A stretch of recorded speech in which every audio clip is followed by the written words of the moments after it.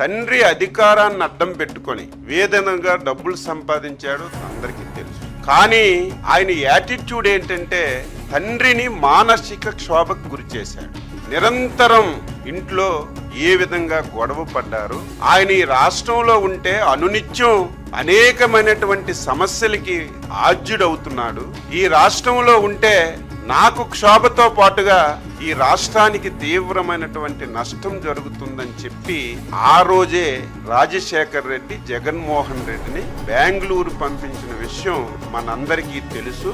అది కూడా మీరు నేను చెప్పడం కాదు, ఆ రోజున్నటువంటి సీనియర్ కాంగ్రెస్ నేత రోషయ్య గారు పాత్రికేయుల ముందు చెప్పిన విషయాన్ని నేను గుర్తు చేస్తున్నాను.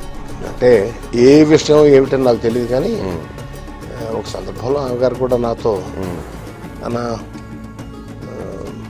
రాజశేఖర రెడ్డి గారు ఏమో కొడుకుని ఇక్కడ వద్దు బెంగళూరులో ఉండమంటాడు, అసలు కన్న కొడుకు కదా ఇక్కడికి వస్తే నేను ఎట్లా వద్దనేది. ఏ తల్లికేం తప్పదమ్మా ఇది.